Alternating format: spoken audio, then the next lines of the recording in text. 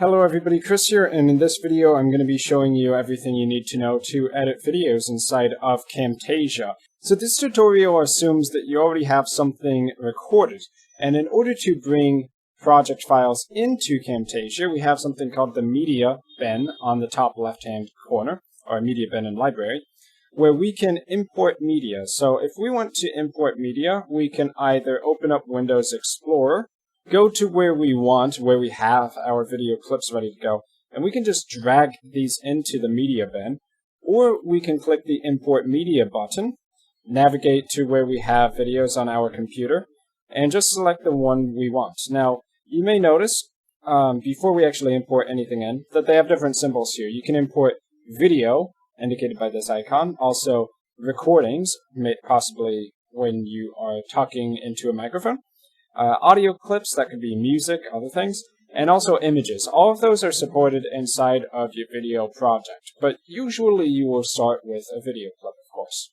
So here I've brought in this video clip, and we're going to want to put that on what's called the timeline in the bottom main section here. So I'm just going to drag this onto top one, making sure that the video clip starts at 0000, so that it's at the very beginning of our exported video, and then we can start editing it. Now, if we look at our clip in the timeline, you'll notice these bars that kind of pop up as people are talking in the video, and this represents the audio levels of our video track. It's what's called the waveform of the video. So Camtasia has this by default, where whenever someone's talking, you're going to be able to see how loud the audio in that video clip is at the time that you actually play it back. So for instance, if I go here where there's this music in the background and play it back for a couple seconds, you can hear it when we play it back, but before you even do that, the timeline already knows where those points in the video clip are, or the audio clip as well. If you just bring in an audio track, even if there's no video, you'll still get these waveforms because it refers to the audio. So let's say that this was a raw recorded clip and you wanted to actually cut out some of the boring parts where no one's talking, nothing's happening in your video.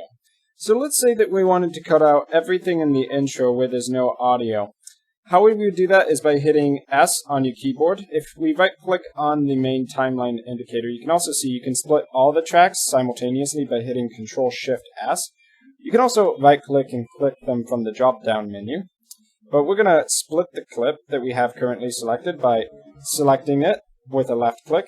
And you notice how it has this orange box around it. That means it's selected. So S to switch those into two different clips. And now if we want to remove that first clip, we can either click this cut icon from the timeline or just hit Ctrl-X on the keyboard and it's completely gone.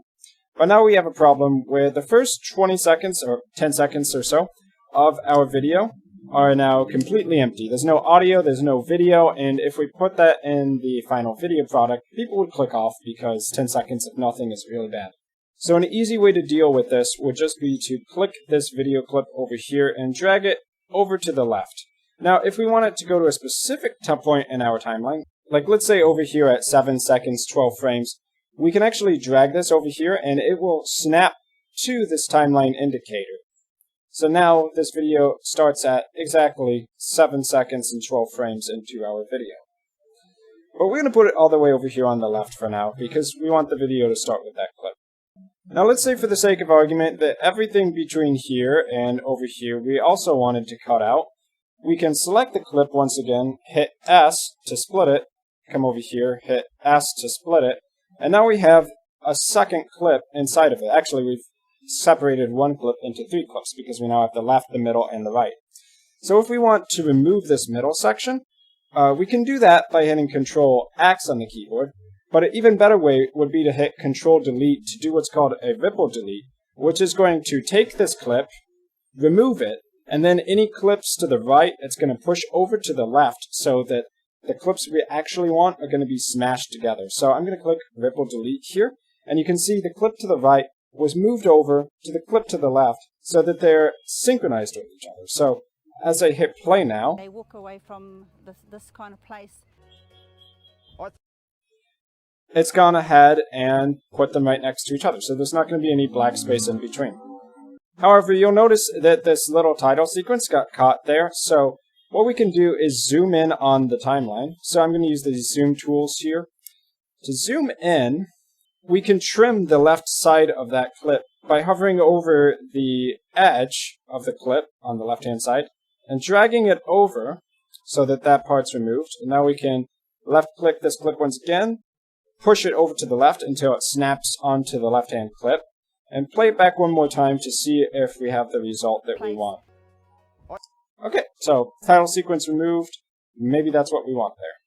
But between these two clips, it's a really hard transition. There is nothing really going on here. It's just a jump cut between one clip and the other, and it doesn't really make a lot of sense.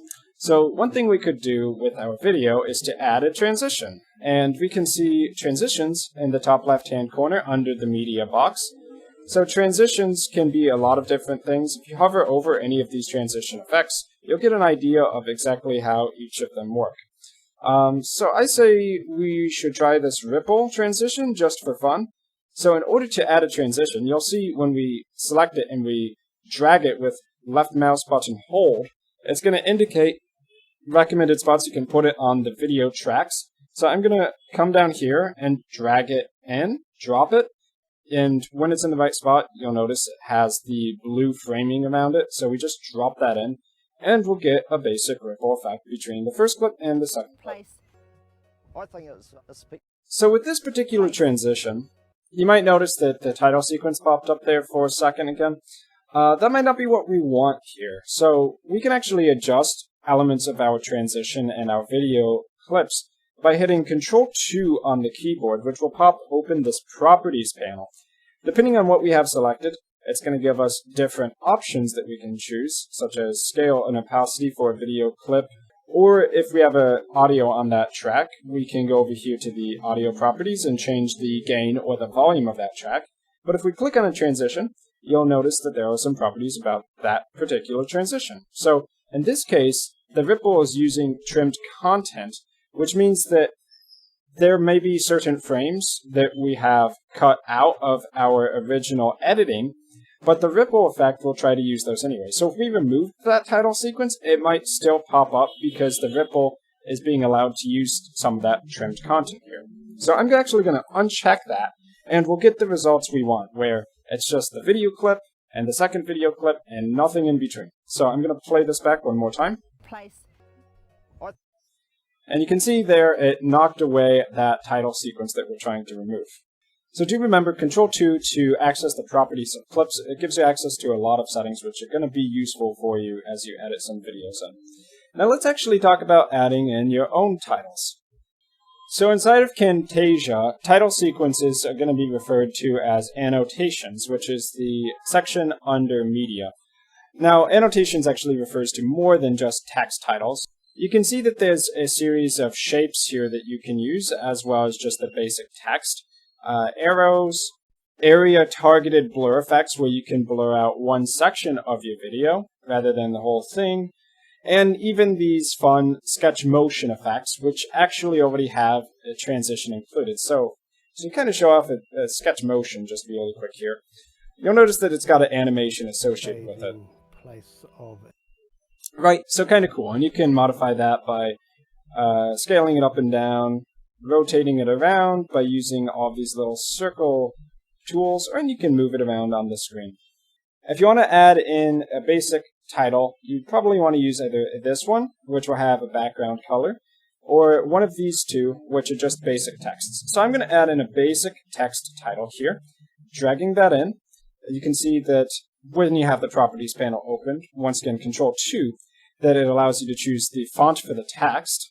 And one I'm really a big fan of is Big Noodle Titling. You can choose the size of that font, and you can also choose whether you want it to be regular, italic, bold, or bold and italic. And you can also choose inside of this box if you want it to be center aligned, left aligned, right aligned, whether you want it to have underline, and a bunch of other typical text editing properties. So if we want to actually change the text, we double click on the text inside of the track, and you'll notice I put it on track 2 rather than track 1. Whatever's in track 2 is going to hover above track 1. So your base video is normally going to go on track 1, but if there's an overlay you want, whether that's an image you're bringing in or one of these title sequences, you almost always put that above on track 2 or 3. But anyway, if we want to change the text here, you double click on the text box and we select the text in it. I'm using Control A to do that. I'm going to backspace to delete what's already in there. You'll notice that if you delete the last character, it goes back to the defaults here. So you may not want to do that. You may want to edit the text while keeping some of the base characters in. And then go back and remove that last character. So I'm going to say Camtasia Tutorial. Note that based on the size of the box, it's going to automatically scale up or down the basically the font size in order to fit that box. So if we want to scale the box up and give it more room, we can do that by clicking on one of these corners. You'll notice as we drag this around, we can snap to the center, we can snap based on just the left-right axis, and we can also snap on the up-down axis. But we're going to want it in the center here for our own purposes. Maybe we want to underline, I don't know, up to you. And font color, of course that's something you can choose here from one of some basic colors if you want. Or you can choose your own custom colors. You'll notice in HTML hexadecimal notation, you can basically put in just about any color you want. But anyway, this color selecting tool, it shouldn't be anything anyone's really too unused to. So you just kind of get the base color and then you decide, do you want it to be full color? Do you want it to be kind of white? Do you want it to be dark but still have some of that color in? Kind of just use these tools, drag them around and get it to where you want. But white is usually the way to go, to be honest. So now we can kind of play back this video clip and see how it looks with our title. It is the bathing place of our older people. Okay. So, not too bad. You probably would want to, say, shorten it. Maybe when it gets up to about here, you have the title sequence stop. So I'm actually going to just drag this over here, trim the right edge, and then the title sequence stops before it gets to that second clip. So let's say that you don't want this title sequence to just magically appear out of thin air and then magically disappear in the fraction of a second. We can add a transition to title sequences as well. So I'm going to try this pixelate effect on the start and the end here. Note once again it'll indicate where you can add them with that yellow indicator. So really good visual indications there. And now we can try to play the title with the effects in there. It is the bathing place of our... So having the transitions in, whether that's for your video clips or for your title sequences or other images, can help make your video make a little bit more sense and be less jumpy. So transitions will really be helpful for you guys. Now, let's try something a little bit different.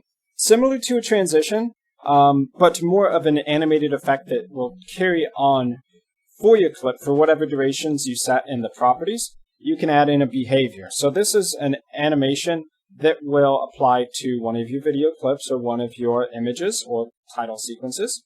So if we drag in, let's say, this drifting behavior, you notice it doesn't go on the edges of the clip, but rather the entire clip. If we play this now, it's going to have an animation, basically computer calculated, as that clip progresses. It is the bathing place of our... So you could see how, over the duration of that clip, it did have an intro sequence and an outro sequence, but in the middle there, it's still animated a little bit. Still moving up and down. So these behaviors are going to have effects over the entire clip. And because of that, you probably would only use that in image overlays or title sequences, but probably not in your base clip, because if your entire clip is jumping around, that's going to look a little bit weird, right? Worth noting, you can actually apply more than one behavior to a single clip or image, and of course, with everything else, you come over here to the properties, any behaviors you have added on to one of your clips, you can edit those. So, for instance, if I wanted the text to move from, let's say, right to left instead of left to right, I can select that from the menu. And now that should change how the text actually appears and exits in the video. So for instance, we can change the direction where the clip is going to be animated in terms of its behavior. So instead of from bottom, I'm going to change it to top, and we'll see how that changes things. So now it popped in from the top right, but if I put it back to bottom, it's coming in from the bottom left corner instead. So changing those little properties is going to affect how your behaviors work, as well as how your transitions work, and animations as well. So let's quickly talk about the Animations tab over here. These are effects that you apply to your clip, but instead of being on the edge like a transition, you can put them on any point in time in your clip. So, for instance, there's no opacity clip. If we want it to fade to black, basically fade to the clip not being able to be visible, we can put that anywhere on these clips rather than just at the end. So if I put it here, what's going to happen is at the start of this left point, where we can adjust this, of course, and also adjust the right end point, it's going to start fading from full opacity to no opacity. So if I play this, it's going to be completely black because it now has no opacity. And that applies to every other point in that clip. Now we can add opacity back in using a restore or a full opacity clip. So if we do restore here, it's going to restore back to its original state. The same thing would happen if we used full opacity. Now, of course, there's other animations here you can apply. Same general idea happens there. Regardless of which one you do, they'll do different effects with the positioning and size of your video or the opacity. They'll kind of work the same way. So we're going to move on from that for now. If you're doing a video where you have a cursor, you can use some of these cursor effects to actually amplify the visibility of your cursor on the screen. So if you're doing a screencast video like I'm doing right now, these different effects may actually be useful for you. So just to quickly go through a few more important tools. Audio effects, if you want to fade audio in or out, you can do that, just apply it to your clip. So in this case, we have a fade in effect where the audio is going to basically take time to get to the full volume. We can actually change what that full volume is going to mean. It's by default set to 100%, but we can actually increase the volume here to be way louder than it was originally. And we can also move this point to the left to control how long it takes for that audio to fade in. If we use volume leveling on a track, it's going to automatically try to even out the sounds on all of the audio that takes part in one clip. So all of the volume will sound a lot more evened. Alternatively, we could use something like noise removal to remove bad background noise that may occur in one of our clips, but more likely you would apply that to a microphone rather than a video clip specifically. Also notice clip speed is an effect here. Now that's not really an audio effect, but if we apply it to a clip in the properties panel, we can change how fast that clip is going to play back at. So I'll just set that to 2 here, and you'll see because the clip is playing back at double speed, it's going to take half as long for the clip to play back. And if we hit play on that clip, you can see that not only the video, but also the audio is sped up considerably there. So I'm going to undo all that. If you need to record voice narration inside of Camtasia, you can click on the More button here, Voice Narration. So you can see here I have a USB audio device plugged in. You can select your microphone from this drop-down, and as long as you're getting audio levels, you can just start recording by hitting Start Voice Recording, where it's going to record your audio. When you hit Stop, it's going to give you a file where you can save that. And your narration will automatically pop into the timeline, starting at the point where you started recording at. So if we actually play this back here, you'll be able to hear the audio that I just recorded. Start voice recording, where it's going to... Now that would be a perfect example for where we want to apply noise removal. So I'll just drag this noise removal effect onto it, and we'll play it back one more time. Start voice recording, where it's going to record your audio when you hit... Okay, so much better. So let's say now that you wanted to add some music into your video. So here I have some tracks by Kevin MacLeod, a great Creative Commons music guy. and we want to add, let's say, this hard-boiled track into the media bin. So I'm just going to drag and drop this in. And now we can add it to one of our tracks by just dragging it onto the timeline. As you can see, if we put it in a track that doesn't currently exist, the track will instantly be created for us. So I'm just going to drag this and put it in where I want the music to start. So for the time being, I'm disabling the other tracks by clicking these little eyeball icons to hide them, which both hides the video and the music. And now we're only dealing with this audio track here. So if I click on the track, you'll notice that there is this green line. That's the audio levels line. If we want to add in an extra point to control that line, we just double click on the line. But if we only want to have this one point, we can raise or level the audio on the entire track by scaling this up or down to control volume. But if we want a fade in effect, we can just double click there to add a keyframe point. And now on this starting point, we can drag this down. Now we have our fade in effect. Likewise, you could just add in some extra points, and maybe you want the volume to peak right here. You could do something like that. Anyway, whenever you want to add a keyframe, just double click, and then you can control, raise or lower the volume on your audio track as you go on. When you get to the last endpoint, everything after that is going to be consistent with this last endpoint, so this will control the audio for the rest of the track. And this will control everything between here and here and here and here.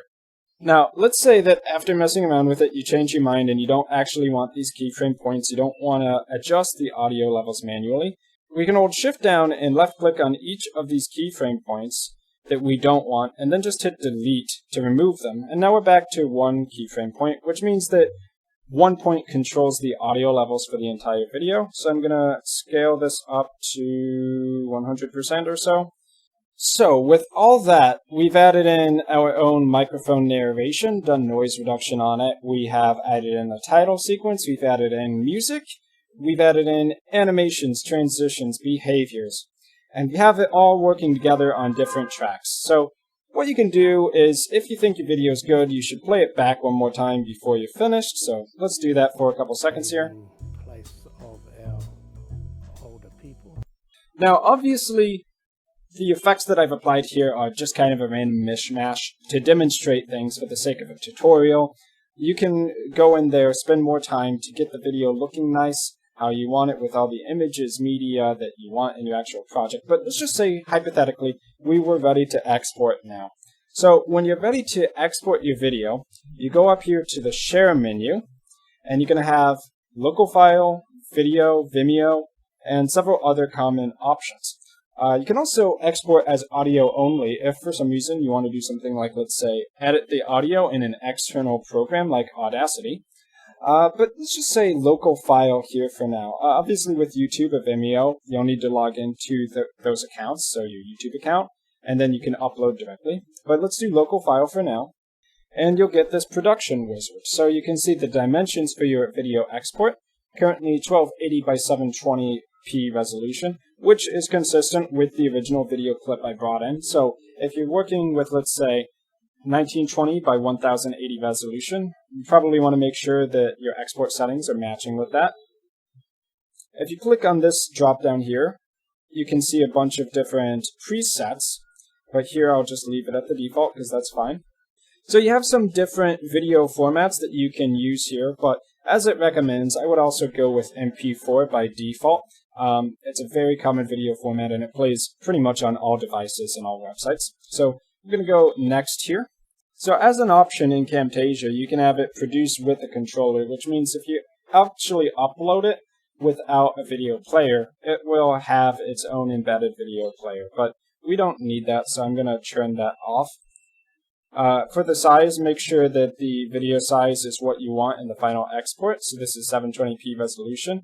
1080 would look like this, by the way. Video settings, frame rate. Typically you're going to want 30 or 60 FPS set if you're looking at YouTube. You have some settings here to modify basically the quality of your video output. So you can either do that in quality by percentage or bit rate, which is going to be how many kilobytes per second. And in audio settings, 128 kilobits per second bit rate is okay, but I typically like to export with 192. Since audio information doesn't take up much space anyway, it's all the video that actually makes a file size large.